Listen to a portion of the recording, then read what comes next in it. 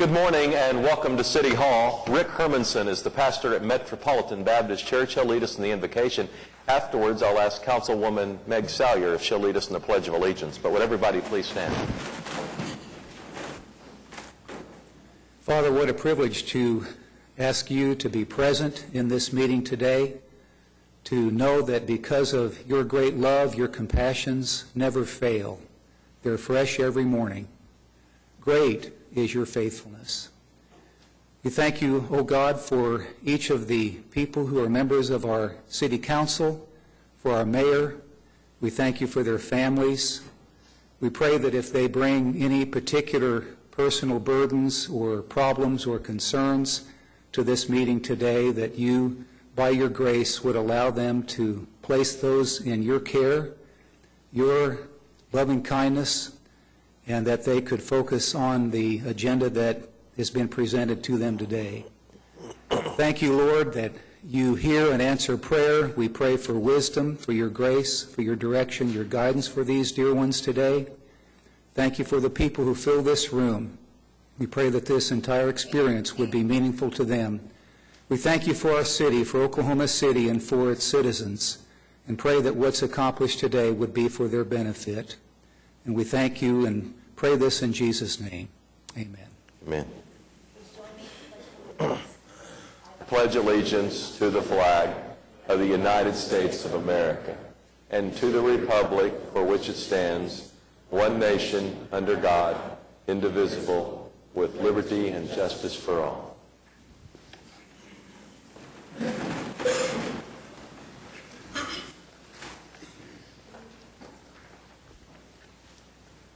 We'll call the meeting to order, and we'll begin with an appointment of a new municipal judge. Stephen L. Tolson is going to be installed today. I'll ask them to go ahead and get settled up front. We need to vote on the resolution. I was going to have them get settled as we get ready to vote. Yeah, if you all will go ahead and get ready.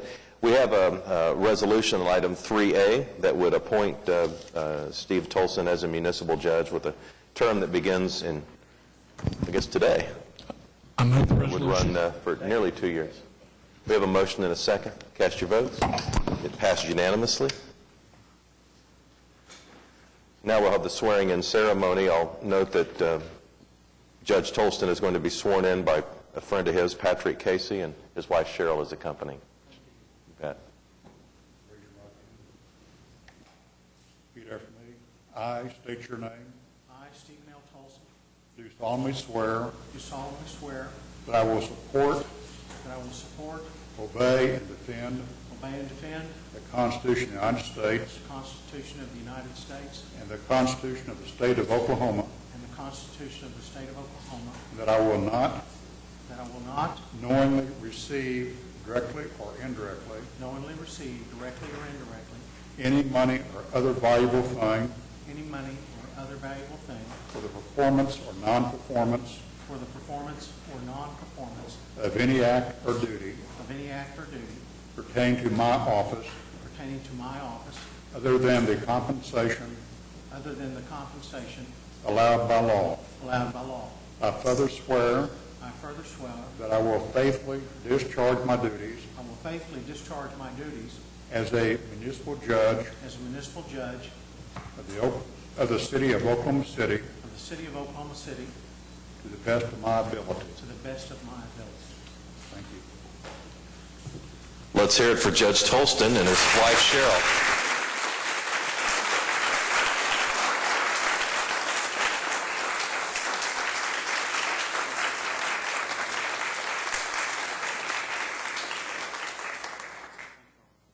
Congratulations.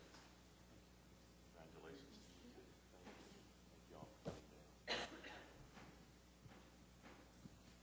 He's got to get to work.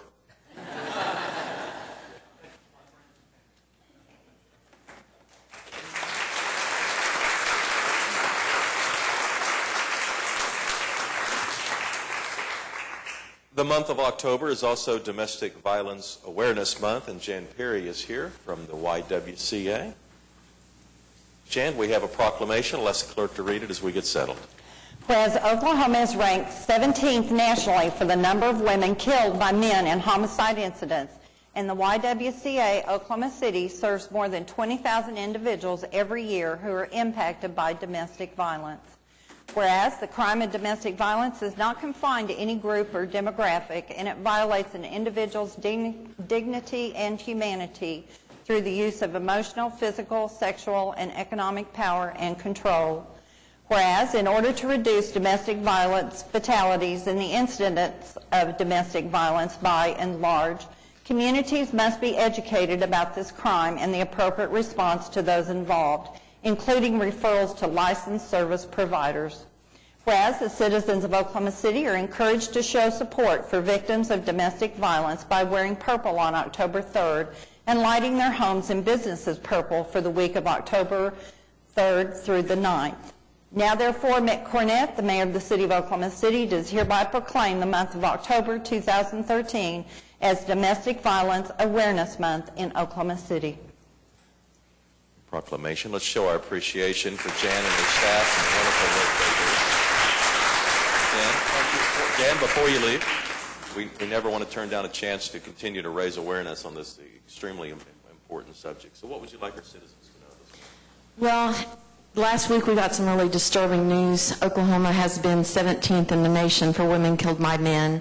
And last year with the deaths that happened, we had over 94 deaths in our state, and Oklahoma moved to 3rd in the nation for women killed by men.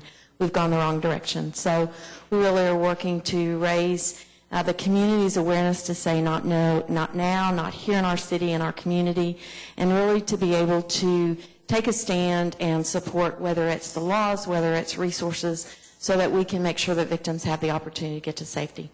Thank you. We do know that we have services available. If someone suspects that a problem is oncoming, or if you suspect a close family friend or a neighbor is having issues, what should a person do? Well, the easiest thing to do is to pick up the phone and call. We have a 24-hour, 7-day-a-week hotline. 1-800-522-SAFE is actually statewide. That's the Attorney General's hotline that we host at the YWCA. There are trained professionals on that line 24 hours a day, 7 days a week. They can help develop a safety plan, help get a victim to safety immediately if that's needed, and help assess the situation. There typically are warning signs in a relationship that turns violent, and so we would urge people to get involved sooner rather than later. Make Jan's life a lot easier. Jan, thank you for being out there and helping us in this issue. And let's show our appreciation to the YWCA.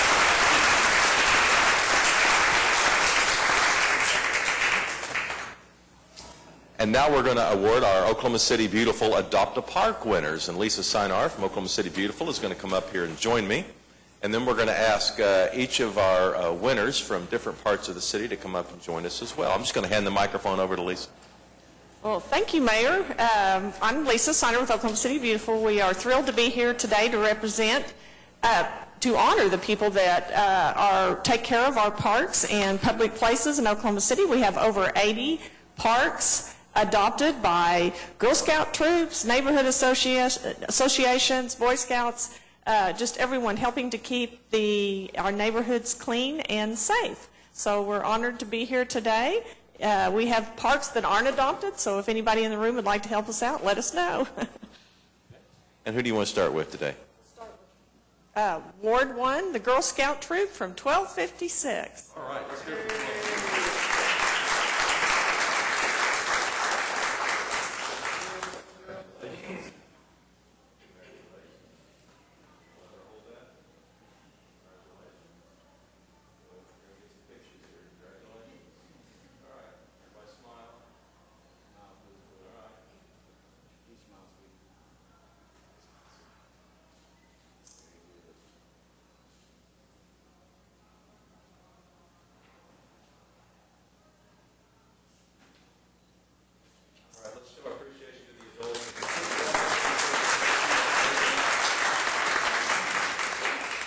In Ward 2, we have the Cleveland Neighborhood Association, and they were here earlier for the picture but had to get back to school. The Cleveland Neighborhood Association is also our overall winner. We always pick an overall winner after all the wards, and they do a wonderful job there. Ward 3, Smith and Farm and Garden, they take care of Meadowbrook Park.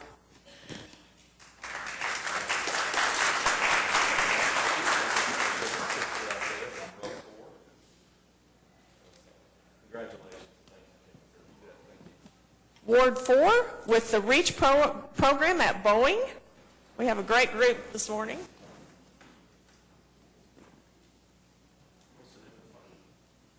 They take care of Stanley Draper.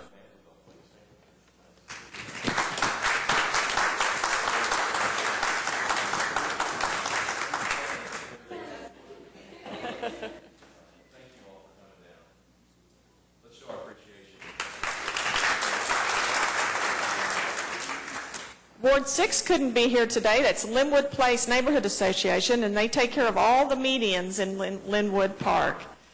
The Redeemer Church in Ward 7 takes care of Edwards Park, but couldn't be here also. And last but not least, we have Friends of Martin Nature Park. They take care of the Martin Nature Center, and this is Donna.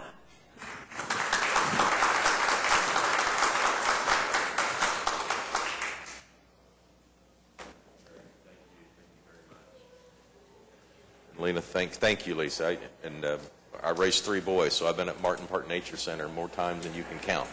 But thank you for what Oklahoma City Beautiful does on a citywide basis, and for continuing to honor neighborhoods and encourage them to take some ownership in the parks and public areas that surround their neighborhoods. Thanks for what you do. Well, we appreciate it. It's a wonderful relationship we have with the Parks Department and Oklahoma City Beautiful, and we thank you for the opportunity tonight. All right. Let's show our appreciation to Lisa Sinar and her staff.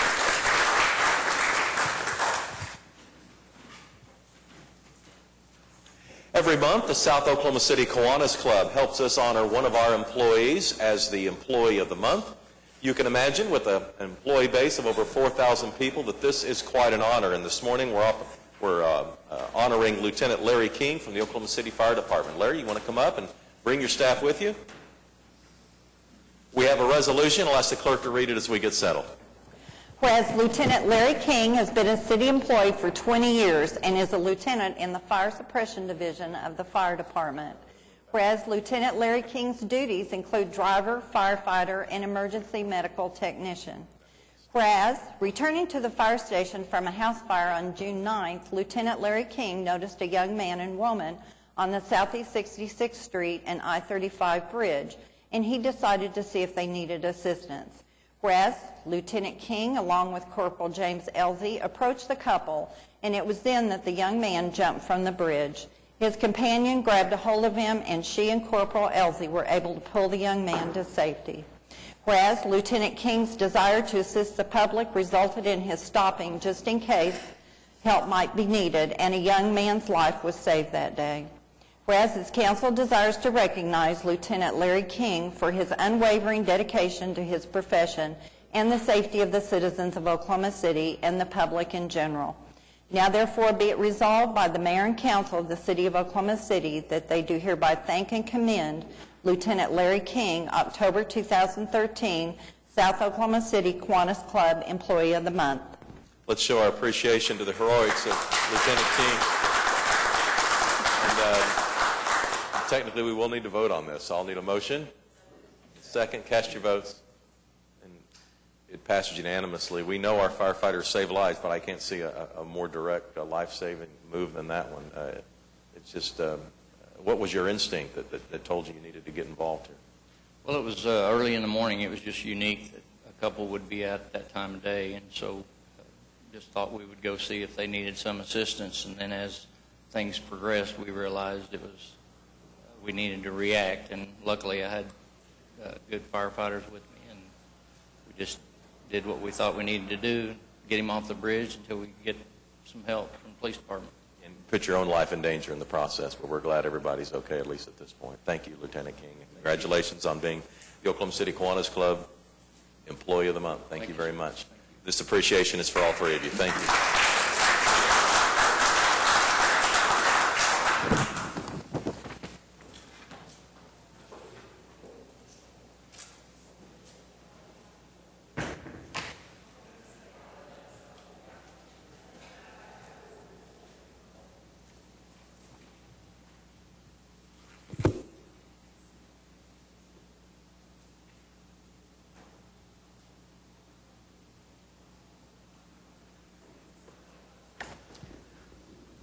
And on the council agenda, we're now on item 3D and E, a couple of appointments. I'll look for a motion on the pair. Cast your votes. Passed unanimously. On to item 4, it's the Journal of Council Proceedings. 4A is to receive the Journal of Council Proceedings for September 24th, and 4B is to approve the Journal of Council Proceedings for both September 10th and 17th. Comments or questions on the journal? All right, cast your votes. Passed unanimously. And item 5 is request for uncontested continuances. Mayor, on the concurrence docket on page 9, item 7B, that item was not approved by the school trust last week, so we'd ask we strike that item and bring that back at a later date. Again, that's item 7B on page 9.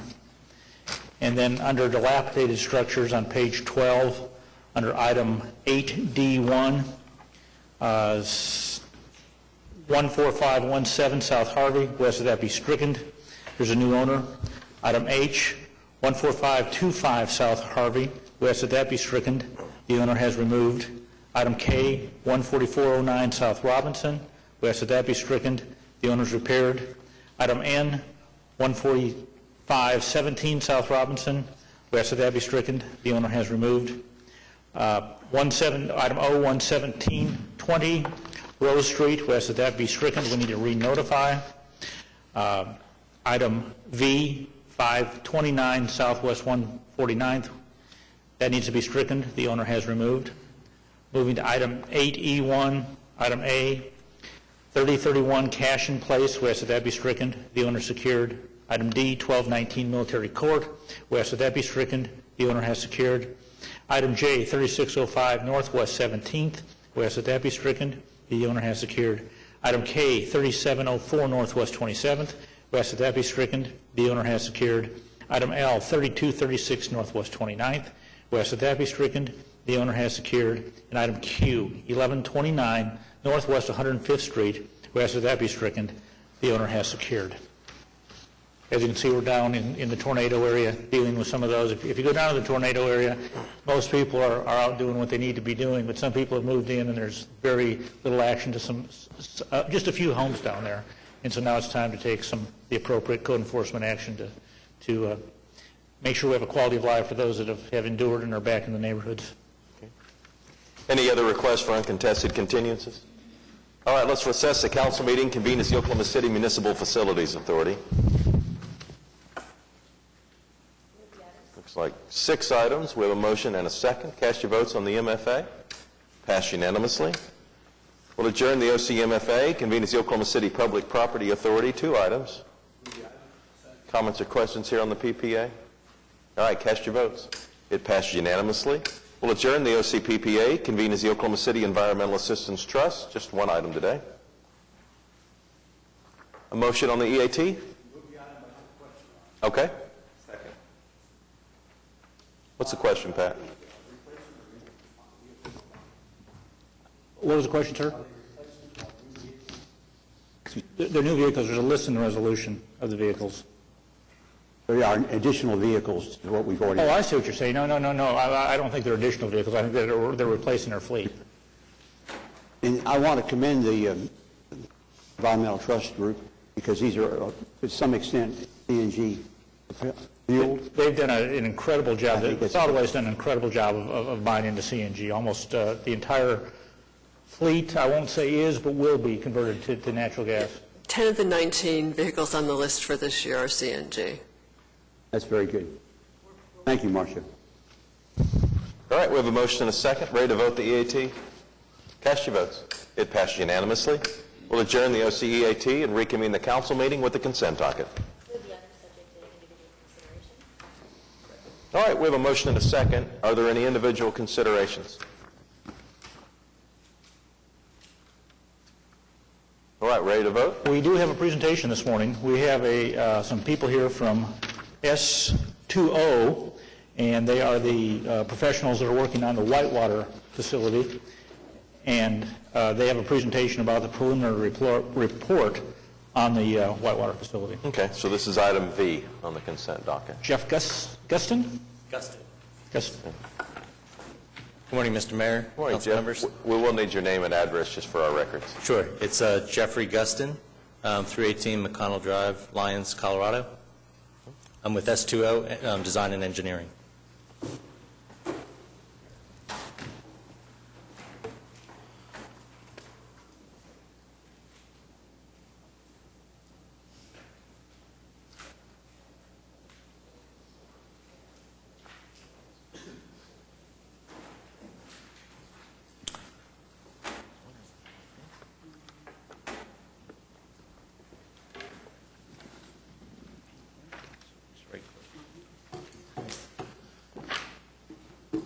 Well, again, thank you for the opportunity to be here.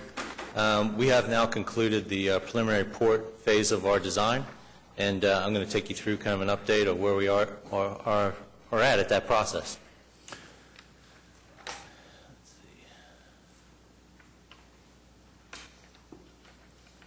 If I can get this to work.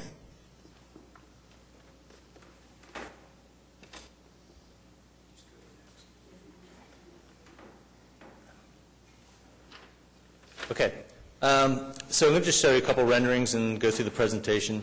Here are updated renderings along 6th Street looking east of the facility, so you see the main whitewater facility in the foreground and the whitewater course in the background. An overall site plan addressing the utilities. As part of our study, we had looked at the entire site and investigated all the utilities on site, met with a natural gas company as well as OG&E and others, and are happy to report that none of the utilities on site are an issue for the development of the project. Overall site plan addressing the whitewater course, again, it's consistent with what we presented before, essentially just short of 4,100 linear feet of channel and pond. Three buildings on the site, a main building, which would be your entry facility, ticketing, restaurants, locker facilities, supporting buildings for the rafting and the kayak operations. An aerial rendering of the facility. We also, as part of our study, have looked at grading of the facility. There is significant grade addition to the east side of the parcel. I guess it'll be on the right-hand side of your page. We're essentially elevating that site, the east side of the site, about 15 feet to essentially create the grade necessary for the whitewater course.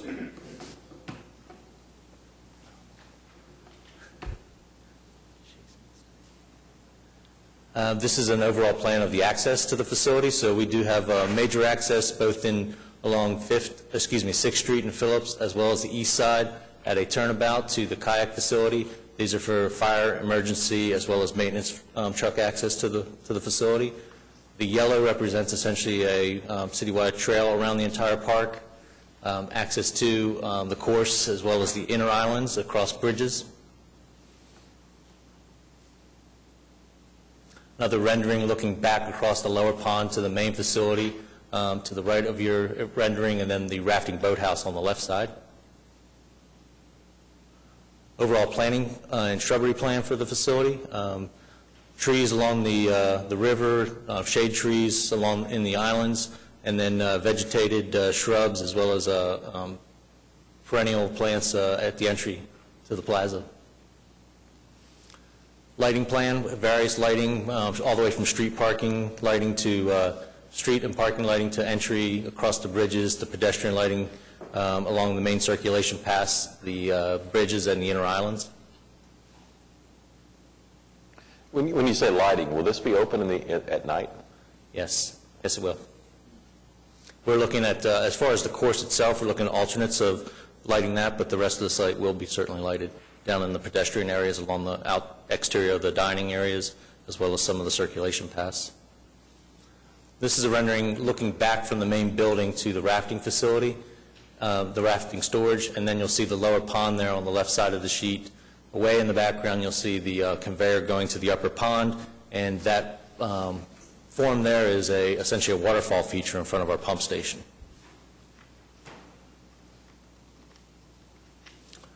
Just run you through the plans real quick. This is the main facility. It represents essentially 18,000 square feet. It is our entry building, ticketing, restaurants, interior, exterior, locker facilities, as well as operational facilities for the program.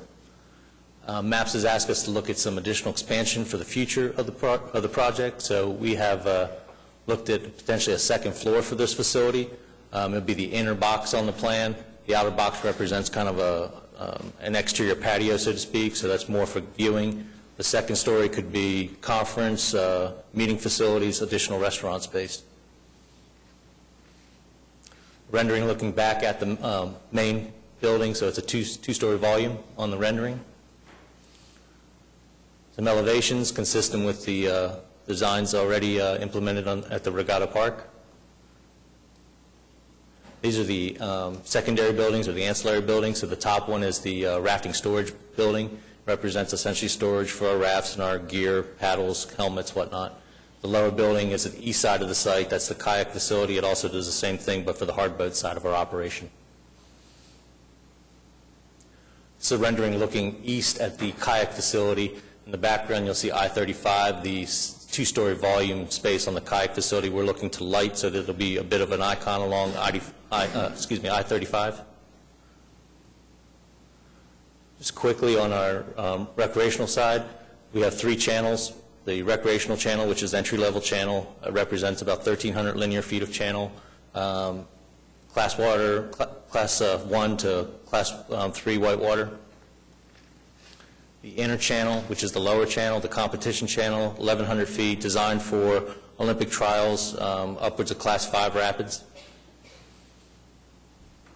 The bottom pool slash freestyle channel, which the 2 channels come back together, and the confluence pushes all the water through 2 significant drops, capable of creating a standing wave upwards of 10 feet. And then this is just a brief, I think this will work. Just explain after it's done.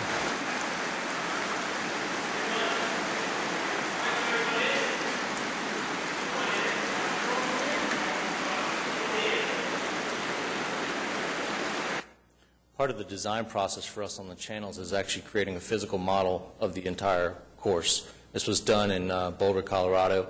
The scaled model is at 1 to 10, and it essentially represents the entire course. And the reason we do this is we're able to configure the water and get down to the actual science, so moving forward the design is spot on. And we've completed that. That was actually filmed about 3 weeks ago in Boulder. Cost estimate. 3 columns here. The red column, first column, represents the original budget published in June 2012. The second column in green is what we presented about 4 months ago at the conclusion of our pre-design phase. And the last column in blue is where we are today at the end of preliminary report. We are on budget. The total construction budget is $23.8 million, and we're just under that by about $5,000. This construction budget includes all the FF&E, the fixture, the furniture and fixed equipment, as well as the public art allowance. Our timeline, at the conclusion of final plans, we are ready, at the conclusion of preliminary report, we are ready to start final plans now. We are projecting that we will finish that effort mid-January of next year, go directly into bidding, permitting, and then hopefully have this project in the ground starting April 1st of next year, with a conclusion target of Memorial Day 2015. And with that, I'll take your questions. Okay. Questions? The trails through the park itself Yes. and over the bridges, those will all be just walking trails, Yes, not bike paths or? not bike paths. The bike path continues along the exterior, along Phillips and then 5th Street. Great. John, Yes, Pat. excuse me. Does your firm have any experience with having put these in before? Excuse me? Have you put these in before? Yes, S2O actually did the course in Charlotte, North Carolina, which was open 2006. And we also did the Olympic course in London, which is now open for a few years. Did that prior work give you any feel for the cost of maintenance of these kind of facilities? Not the certainly not the London course. It's operated as an Olympic course. Charlotte, absolutely. There was a lot learned on that, and certainly that we've made accommodations in the design right now as of what we've seen on Charlotte and what we think we can do here. What would be your estimate of the annual maintenance cost? You know, I don't have that number for you off the top of my head, but I can get that to you. I appreciate it. Thank you. Thank you. Mr. Ryan, a few years ago, the Chamber went to Charlotte on a benchmarking trip, and a couple of the council went along on that. And Charlotte had anticipated that the revenue off their course would pay both the debt service on it and the operation and the maintenance. And they're not able to do that. They're not able to pay that capital portion of it, but they are able to easily take care of the operation and maintenance costs on that facility. Well, this will not have a capital component to it, so we're very hopeful that the operation maintenance will easily be covered by the potential revenue off the So your course. anticipation is once it's completed, there'll be no city money going in there in addition to what's already been spent? That's correct. Thank you. Any other questions for Jeffrey? Yeah, Larry? And just a comment on the Charlotte course. I was one of those who was able to go to Charlotte. We have, I think, see if I'm on the right track, really two outstanding advantages over Charlotte. One is the location of the facility itself. At Charlotte, it's 40 to 45 minutes removed from the downtown area, if my recollection serves me correct. It's not quite that far, but it is certainly out in the edge of the county, so there is a bit of an effort to get there. And then the second thing that Jim was just talking about, they borrowed money to build it, and they were having challenges financing the bond payments. All of our capital is paid for in cash, so we will not have that ongoing expense once the facility opens. So I think both of those give us a heads up, and it's a tremendous amenity for the public, because while we emphasize the Class 5 rapids and the Olympic aspect, it offers tremendous amusement, entertainment opportunities for just the average public, for parents and children, and I think it's going to be a real destination place in central United States for people who want to come and enjoy the amenities that will be provided there. Thanks, Larry. Any other comments or questions for Jeffrey? I had one. You asked about being open at night, and I kind of missed, will you actually be able to use the course at night, or is it just going to be... We're looking at alternatives right now for lighting the course at night. So we're working with the operator as well as MAPS to determine the actual operating schedule. Right now, it is not lit at night. We're looking at just, the first option is to just light the competition channel. And you'll see this with Charlotte. All the focus is pretty much on the primary channel at night. So I think at a minimum, that's what we're going to be looking at adding to the project. Okay, thanks. All right, Jeffrey, thank you. Great, thank you. Ready to vote the consent docket? Mayor, I have a question on one of the items, on item 6T, 1 and 2, the demolition contracts on the Those downtown. are completed demolition projects. What? Those are completed demolition projects. Okay, there's nothing new on that. Yeah, I think you're interested in package 4.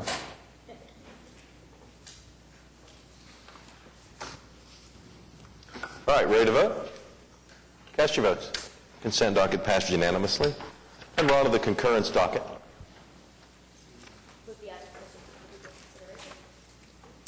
All right, any individual considerations here? All right, cast your votes. Passed unanimously. Now we're on to item 8. These are items that require a separate vote. Item 8A1 is a closing of a street and alley bounded by North Walker and North Harvey. It's up north at 97th and 100th Street, and it's in Ward 7. John, you okay with this? Yes. Do we have any protesters? Anyone here today hoping to speak on item 8A1? Looks like we're good to go. All right, I move for approval. Cast your votes. Passed unanimously. Item 8A2 is a similar issue in Ward 3. They'd be closing a portion of a platted utility easement. Larry, you okay with this? Yes, has anybody signed up, Francis? No one has signed up. Move for approval. Cast your votes. It passed unanimously. Item 8B would modify one of our ordinances to reflect the new EMSA contract. We have a motion and a second. Any comments or questions here? All right, cast your votes. Passed unanimously. Item 8C is to establish a reserved parking space for the physically disabled over on North Oklahoma Avenue. It's in Ward 7. John, you good with this? I'm good with it. Do we have anyone signed up? No one's here to speak on this item. All right, I move for approval. Thank you. Cast your votes. It passed unanimously. Item 8D is a series of items that deal with dilapidated structures, and this is a public hearing, so is there anyone here hoping to speak on any item listed under 8D? Yes, sir. Come on up.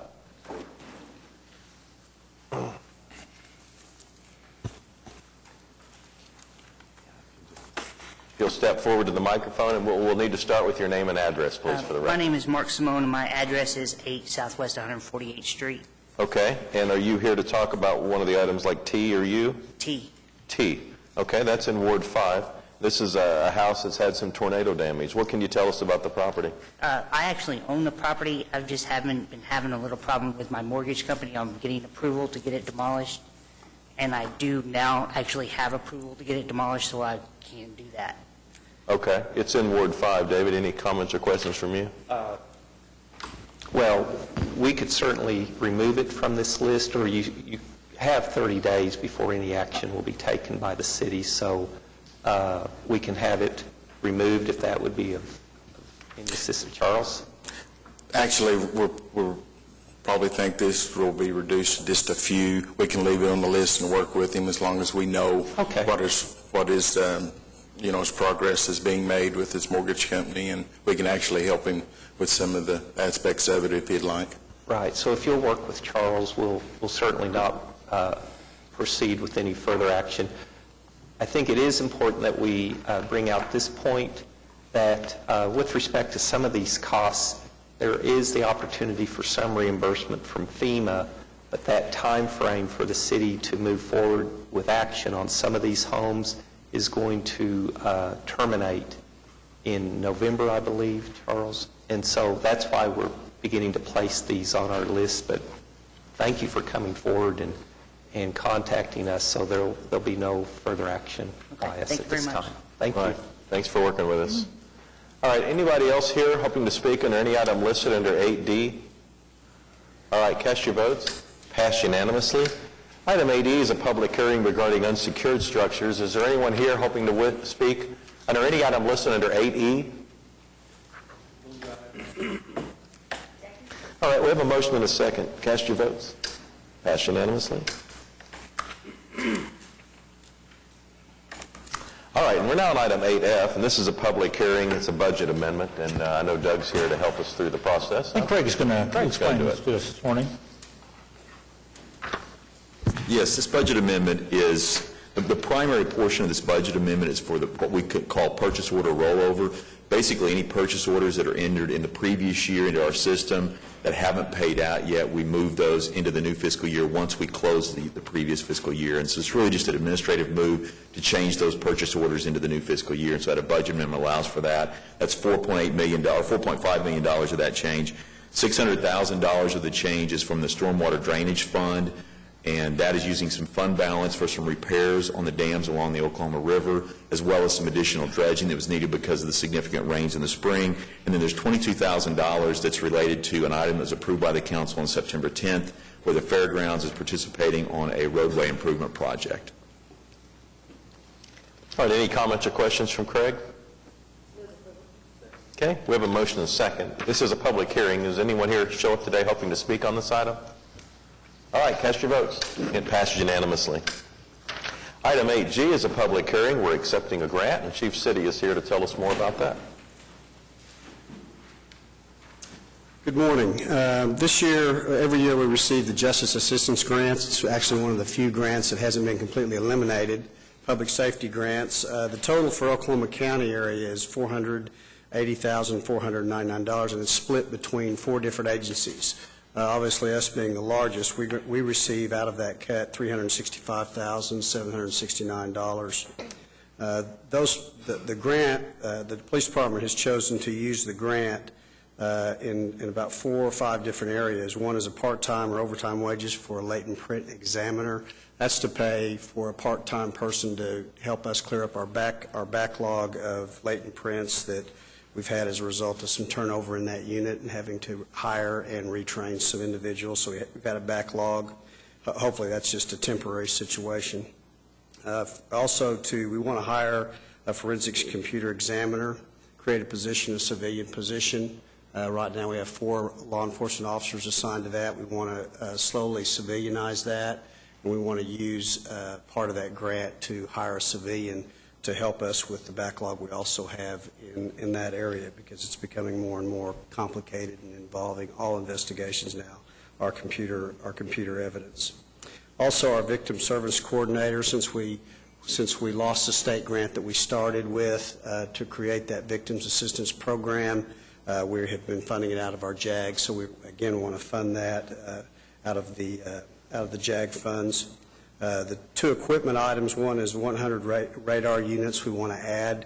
We already have over 300 radar units in our patrol cars, our first responder cars. We'd like to get almost all those cars with radars in them, and we want to use part of that funding for that purpose.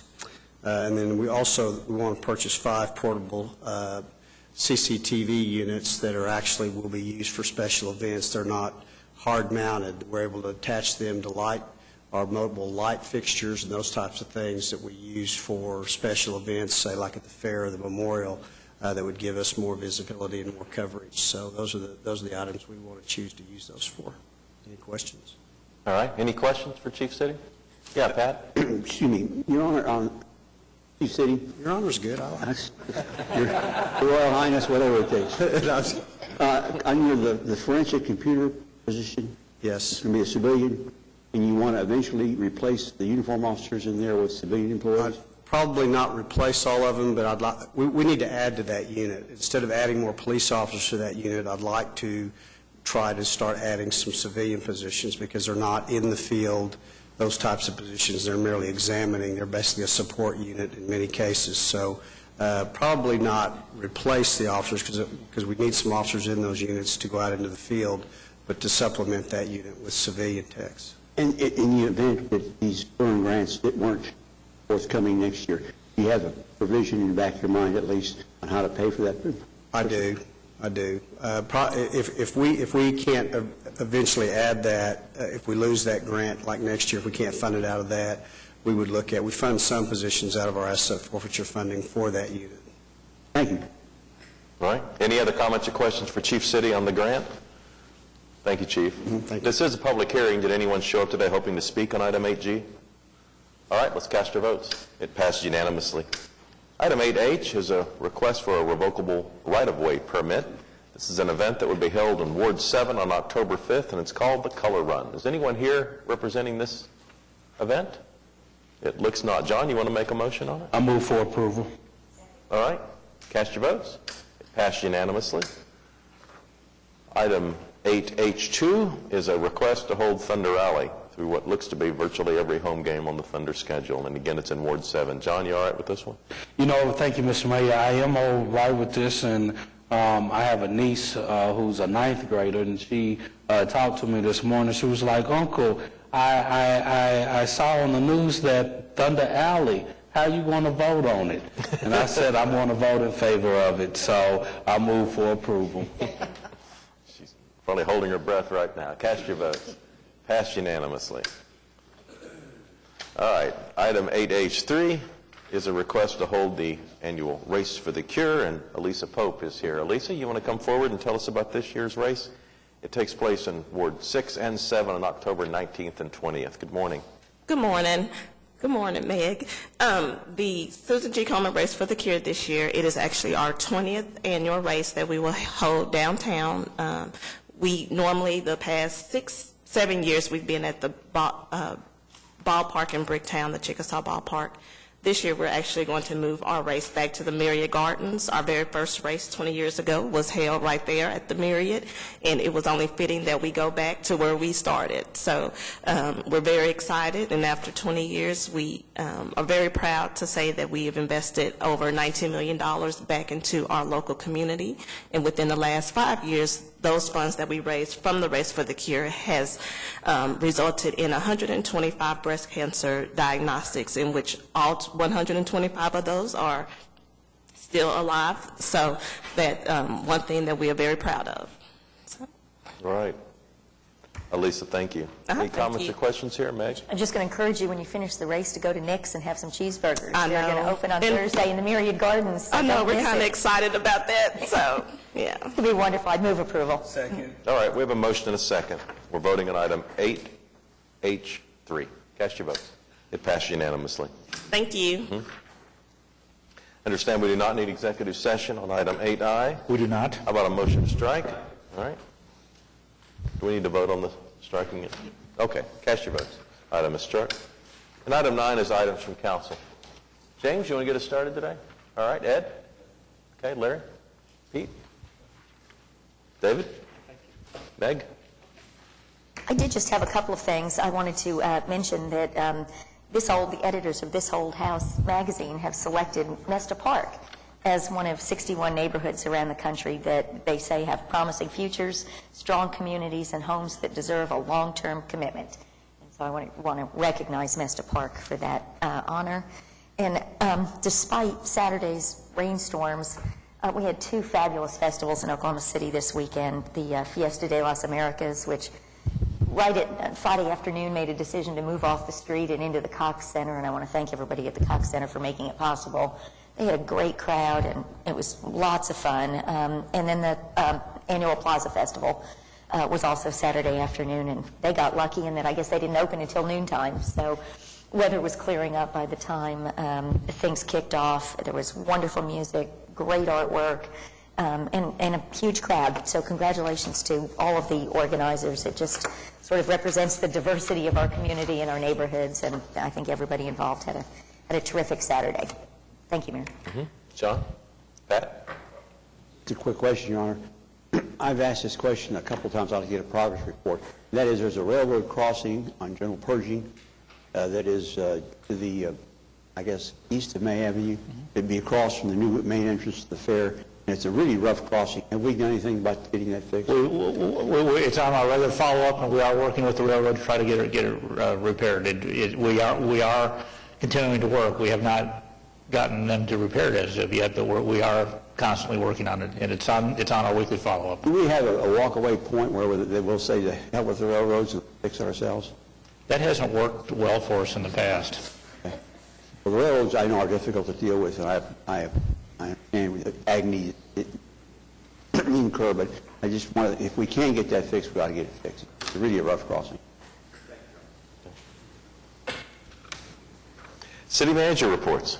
We have Doug Dollar with us this morning to give us a presentation on the annual performance report of the city.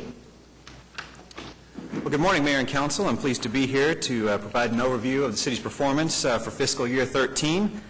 This will be the fourth year that we've produced the annual report. A black and white copy was included in the packet, but we're handing out a color copy as well as the supplement. So the annual report, the smaller one, is focused on council priorities, while the thicker supplement contains all the results and outputs for all departments in the city. So it gives you a more comprehensive look at performance throughout the organization.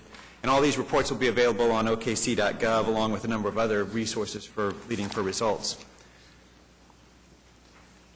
So as a reminder, the data in the report is a culmination of our strategic business planning process, which, as you can see in the slide, begins in the top right with our citizen survey. Council priorities and department strategic business plans are then updated every other year, and we integrate strategic business plans into the budget process as we develop program-based budgets, with each program having a set of performance measures that demonstrate the services that are being provided to our citizens and the resources allocated to each program. Throughout the year, we collect and report performance data regularly, not only to you through our quarterly briefings, but to the city manager's office and department heads on a regular basis. Departments are regularly reviewing the results not only for tracking operational effectiveness, but also when they prepare their budget changes. And the auditor's office also uses our LFR data in its performance audits. Well, last year when the council adopted new priorities, a preamble was included in the council priorities for the first time, and I think it's worth revisiting that preamble, and if you'll indulge me, I'd like to read it now. Our priorities are grounded in the lessons of the city's history and the values of inclusiveness, mutual respect, and self-reliance that are the hallmarks of our future. We see our diversity as a source of strength and an important resource for our city. We will be responsive to our citizens' needs as we address these priorities and continue to deliver what we promise. The trust of our citizens is the cornerstone value we'll strive to maintain as we move forward together. Well, out of that preamble, the 5 priorities flowed, and they are: provide a safe and secure community, promote thriving neighborhoods, maintain strong financial management, develop a transportation system that works for all citizens, and support high-quality public education and community health and wellness.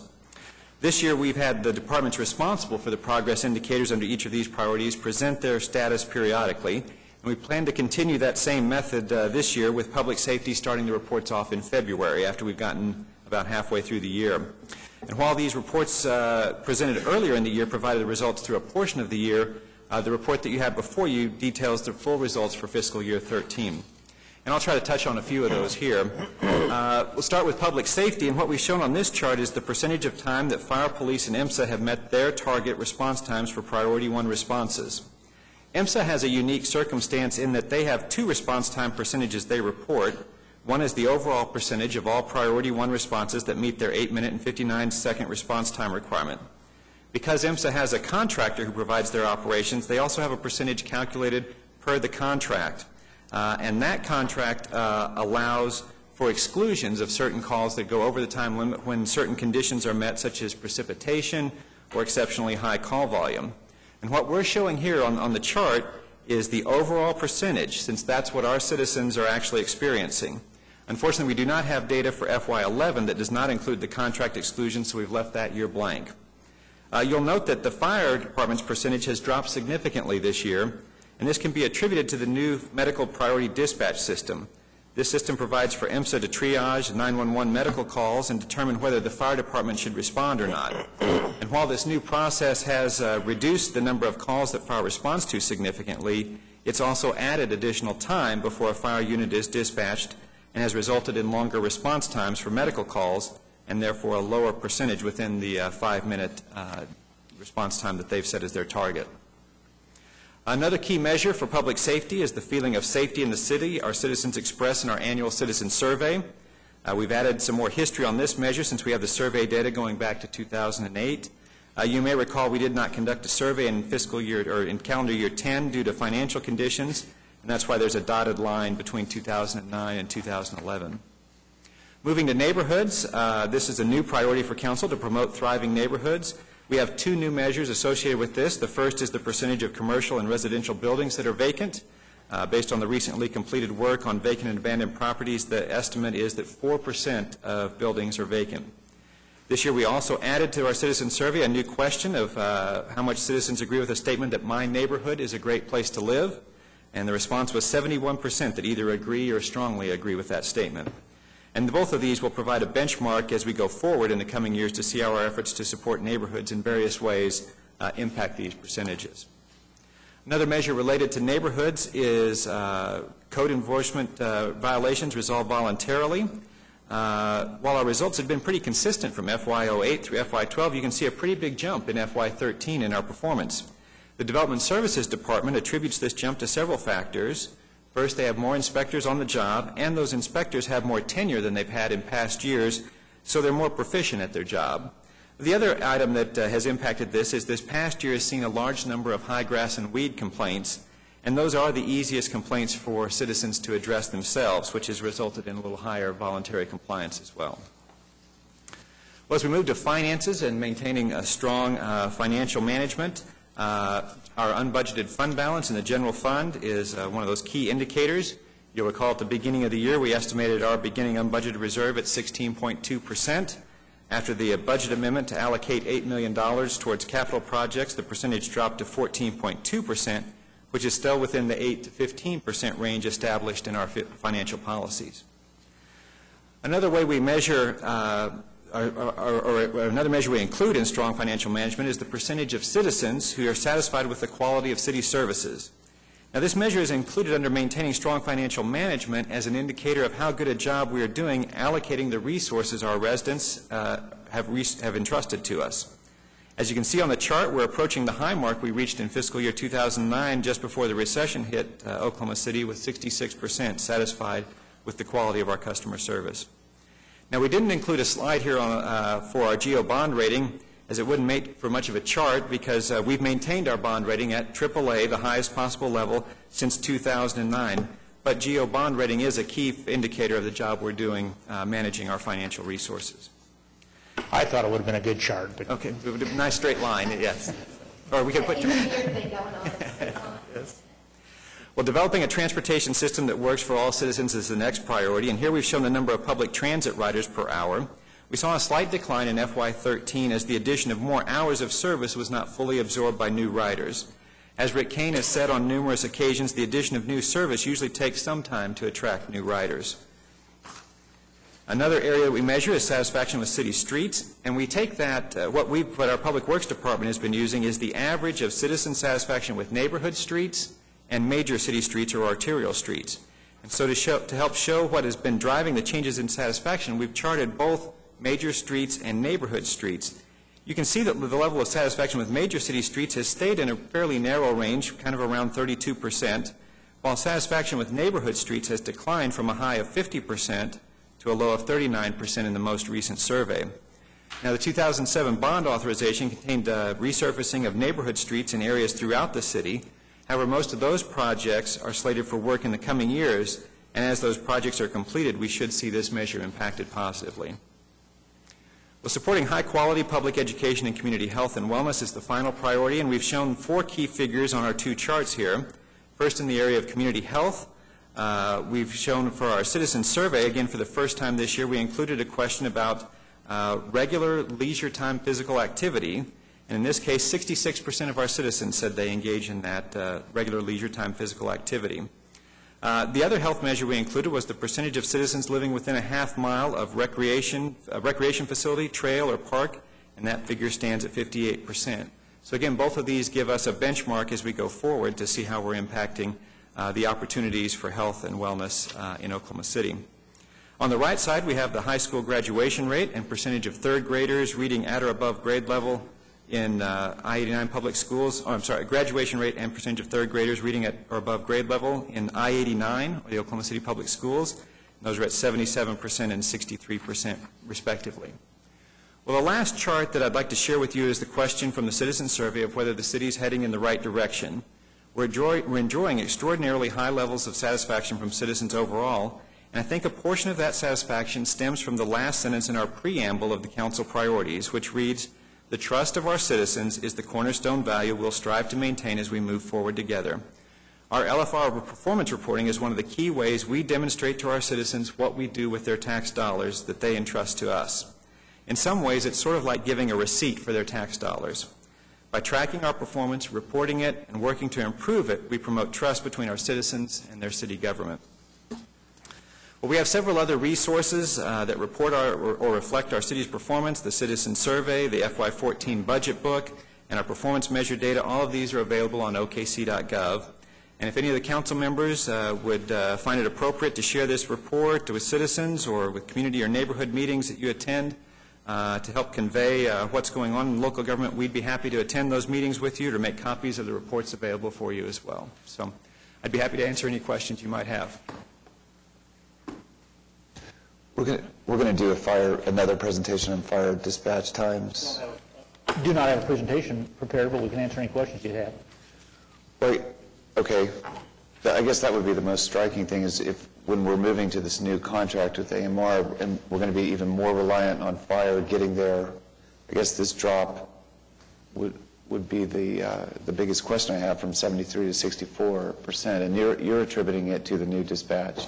Right, the extra time that's taken for that triage of those medical calls before they dispatch fire. And have you quantified that? I mean, how much extra time is it taking? I believe the fire department has those figures. I don't have those with me today, but we can get those. It's actually it's in the next report. Talks about. But that's what I was asking. We're going to talk about that next. Well, we don't have a presentation now, but we'd be happy to answer any questions. And Chief Sandlin is here to answer any questions in regard to that. So. Okay. But the feeling of safety, 58% of what is that? So in our citizen survey, we have a number of questions that we ask people, and one of those is things that relate to their feelings about the city. And this one is asked in a general sense, things like the appearance of the city, and another question is feeling of safety in the city. And we ask them, do you feel safe in the city? And it's agree, strongly agree, neutral, disagree, strongly disagree, of whether you feel safe in the city. And so this is from our citizen survey that was conducted over the summer. Okay. Okay, thanks.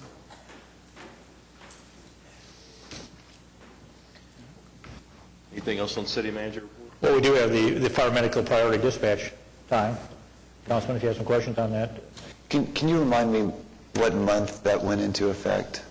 When did we come online? Chief, help me out here. It was last fall? It was July 24th, 2012. Last summer. So this 73 to 64, I mean, it came online right when the new fiscal year started. Correct, just after the fiscal year last year, yes. And have you quantified the increase in dispatch time?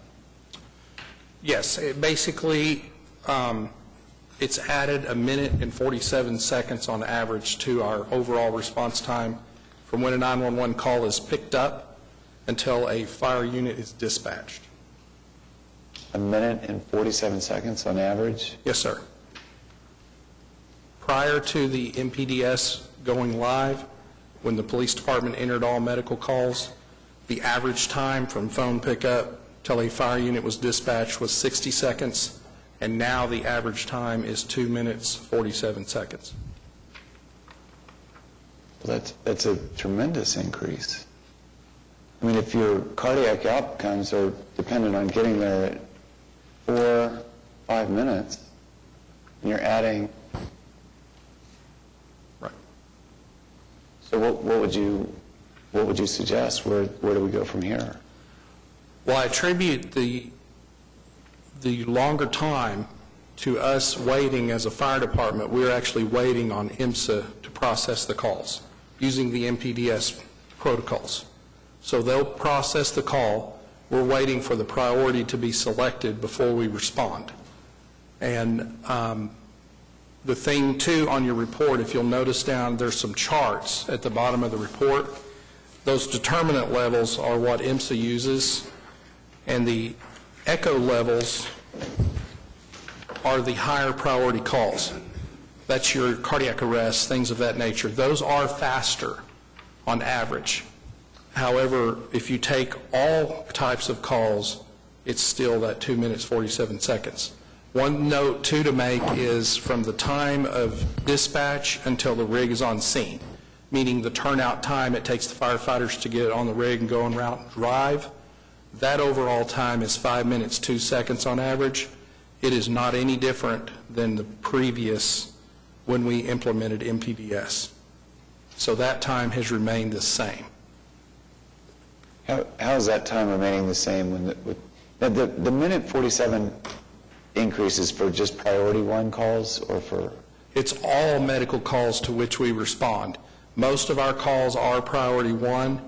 However, we do respond to some priority 2 calls. It would be around 28,000. At level 0? Or? It's situations like that. IMSA, I'll give you one example. A Signal 82, which is a vehicle accident, fire responds to all of those vehicle accidents with injury. In IMSA's MPDS, that's actually a priority 2 call. But for us, we consider that a high priority because there's a lot of other things going on at a vehicle wreck besides just patient care. So that would be one example of what they would classify as a priority 2, but we're still responding.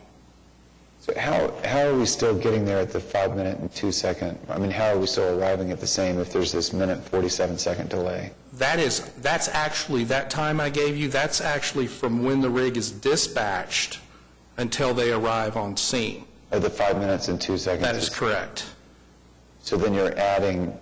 You add 2 minutes and 47 to the front of that for a total of 7:49.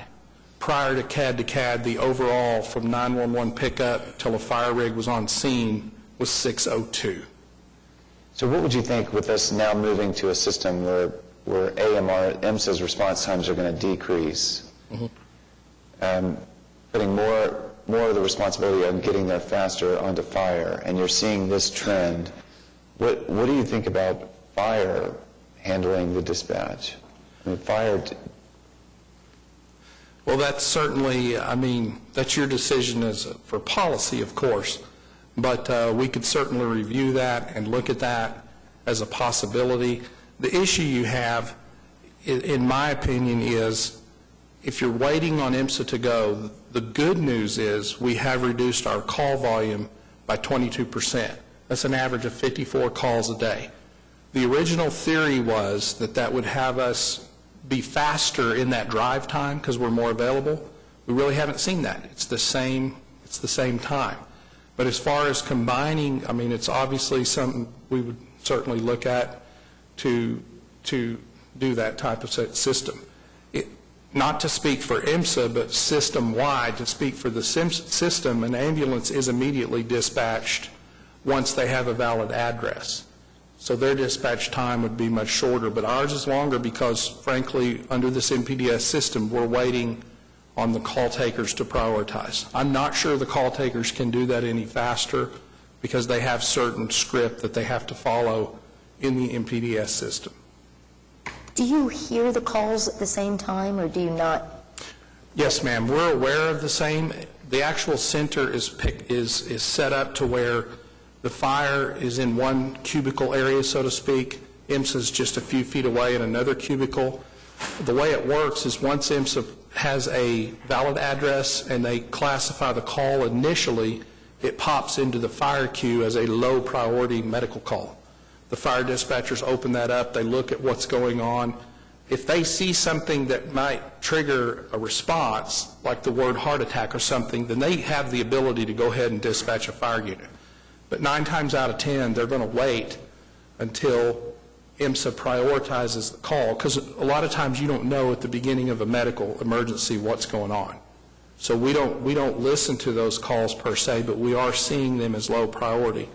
Then once the IMSA dispatcher upgrades the call, it automatically changes it to a high priority, what we call EMFR, Emergency Medical First Respond. And then that triggers the fire dispatcher to send the fire truck. Well, I'd be very interested in a review and suggestions from the department on how to get that minute 47 seconds back. We'd be happy to do that and see what we can to further refine the process. Thank you. Thank you, Chief. Chief, before you leave, though, if you are saying that as a result of this change in a system, we're responding to 22% less calls, I would think that there are some cost savings related to that, whether it's just the fuel or other expenses. So that's positive. Thank you. Could I just make a couple of comments on the report, starting with the very end? And it seems to me that 81% of the respondents saying that the city is moving in the right direction seems like a very good overall report. I don't know what the results would be from comparing that with other cities throughout the nation. But Is that a benchmark result, though, that we have with other cities? That's okay. Most of our, or not most of, but a lot of our questions we have with ETC, it's a national firm, and it's a standard question used to benchmark with other cities. That is one that is not. Yes, okay. Well, that's still, to me, that's a very good response. In the health area, 66% of the citizens reporting regular physical activity. I think some of the programs in MAPS 3 will hopefully work on that percentage and increase it, whether it's the senior wellness center or the trails or the sidewalks, or even, like we saw today, the whitewater and the river activities. The area that I probably have the greatest concern over, and we don't have any direct control, is in the area of public education. And I know towards the end of this month, this council will be meeting with the Oklahoma City Public School Board, and I hope we can work together with the Oklahoma City Public Schools to find ways to improve the academic achievement. Oklahoma City is not alone with respect to it being a large urban school district, but there are very promising examples throughout the country where large urban public school districts have improved dramatically the academic achievement of their students, and I hope we can accomplish that over the next few years. Thank you. Can I ask one? Oh, go ahead, Pat. Just a quick question. Do we have any, any information on the impact of the additional minute and 47 seconds on outcomes? Honestly, I'm not aware of that. That kind of information would have to come from the medical director to focus on the actual outcomes. I do not know if we have that. Well, I think before we put a program in effect to improve that time or reduce that time, we ought to make sure that that additional time is having a negative impact. There actually is a reason to improve it. That'll be part of our research. Sir. Thank you. Yeah, it's one question for maybe Pete and Pat. I don't put a lot of stock in these rankings. I think in the last few months I've seen us that we're the most fittest city and we're the least fittest city. I mean, I don't know how they they come up with these. But one that came out last week talked about I guess what this is saying, about 58% live within a half mile of a recreation opportunity. This American College of Sports Medicine was talking about how that we have some of the lowest recorded number of baseball fields per capita, 0.8 per 10,000. But it doesn't seem like if you included the schools that number would be accurate. And so I guess as we prepare for our meeting with the school board later this month, can you just talk about, in the task force, have you talked about the ability to use school facilities for these 58% of people who don't live within a half mile of recreational opportunities? What are the barriers to maybe using some of those facilities? Over the time we've been meeting with the board, I think we've made some serious inroads, not just in using the school grounds, the recreational part, but the buildings themselves. It's kind of been our position that we're there, that improving the quality of education is absolutely a necessity if we're going to be really a big league city. I mean, the idea we're going to have a big league education program to make that happen. And one of the ways to do that is to have good neighborhoods. And one of the ways to have good neighborhoods is to get neighborhoods back involved in the schools. And we've spent a lot of time trying to open schools up to neighborhoods, to neighborhood association meetings, to the utilization of the fields. It hasn't gone quite as fast as I'd like for it to have gone, but we've moved up, I think, pretty substantially. I think the Putnam City system is still locking their playgrounds, is the last I understood. At the end of the school day, like 5 o'clock, they lock them, which I've never understood that. But and a great deal of Oklahoma City is, well, probably the entire Putnam City system is in the city of Oklahoma City. I think you probably know, Mayor. Yeah, almost all of it. Yeah, that would open up a lot more recreational activity, and some of them have facilities there. They have little small baseball fields, and they have other kinds of exercise facilities. One of the things I liked about the park that was built south of the Variety facility at 44th and Walker is it doesn't have any fences. It's absolutely accessible 24 hours a day. I mean, I hardly ever go by there that I don't see people in it. It's got all kinds of gadgets in it, exercise gadgets, and I think we're moving that direction. But some of it's been slow. It has not been as rapid as I think Pat or I, either one, would like to see it. And I do think probably it's not as rapid as some of the people from the Board of Education would like to see it. But there's kind of an inertia there about this is how it's always been done that seems to get in the way of moving it very quickly. But I've said all that to say I agree that using those facilities certainly should enhance those numbers, and not just the numbers, but they should enhance actual the livability of and the quality of our neighborhoods and the health and all the kind of things that it takes to make happen. So it is a good topic to talk about when we meet with the I-89's board, because we've made some progress, a lot more, and things are better than we thought. Pat said that very often, that when we got in and looked at it, things with public education are probably better than we thought. One of the things we found out early is they don't do a very good job of telling people about things they do well. And we worked on that. But I too look forward to this meeting because I think it really is an opportunity to try to improve that situation for both groups, the school boards and the city and the neighborhoods and everything else we're trying to accomplish. Any other comments or questions on the city manager reports? All right, let's move on to citizens to be heard. We have one person that has signed up to speak. Roy Stafford.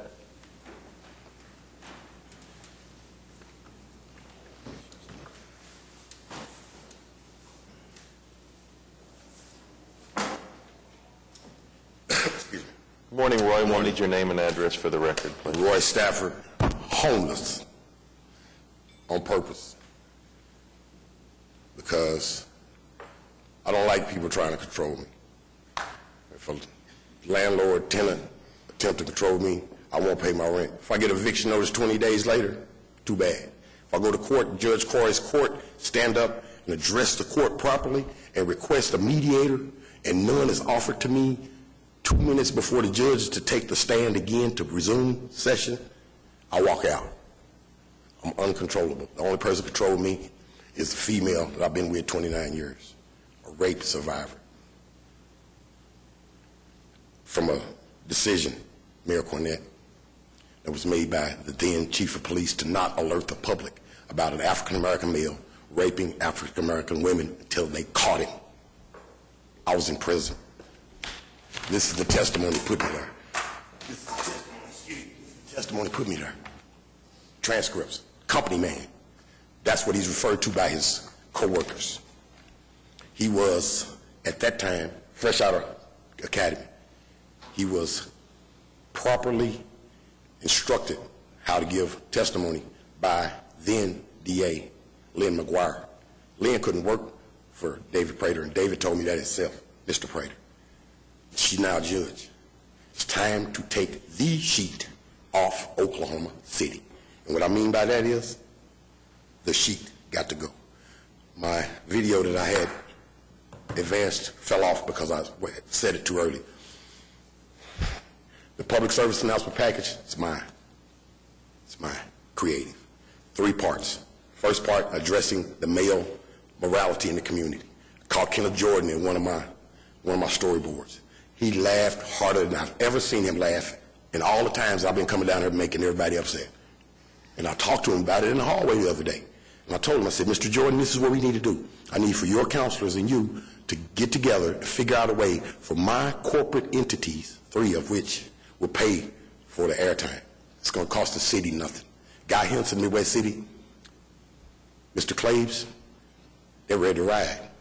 OU Health Sciences Center Police Chief Ed Welsh, he's ready to ride because I told it to him first. And I told you, he told Chancellor Boren. Ed is out on leave. And in my heart, I feel that my relationship with him is about to end. Ed has known of my substance abuse problem. Everybody has known of it. I ain't got no shame, brother. Because guess what? Don't nothing control me. The only person controlling me, I told you, 29 years. The other one died in 1987. She raised Gordon and Graham Robinson, the ballistics expert for the OSBI. I'm a hard person. But let me tell you this. I have information that the public service announcement package that's being currently worked on by your police information office is consisting of print and the idea to go to air. The airtime available is midnight to 6 a.m. Ain't no criminals gonna see that. They'd be too busy getting high. Ain't no criminals to pick up the paper and read nothing about anything from the police departments. My idea, I talked to one station, 15 minutes on the phone, told him what my idea, what the end game of my idea is. The end game is to reinstill the faith of the community and law enforcement after all the things that have happened. And we don't even need to go into that. Okay. I got 3 entities that will pay for the airtime. I have committed from one station, he will talk to the other 3, 6 p.m. news, $500 a shot, it's $2,500 a week. One station, it's $10,000 a month. That's $40,000 for 4 stations. I have information that they were looking at $60,000 and didn't know how they were going to pay for it. Roy, thanks for coming down. Let me say this, Mayor. Friday, I had a meeting. Let me say this, please. Roy, we're done. You've had more than your time, but thanks, and you can come back next week. Can I ask you one question? No. Why was... Meeting's adjourned.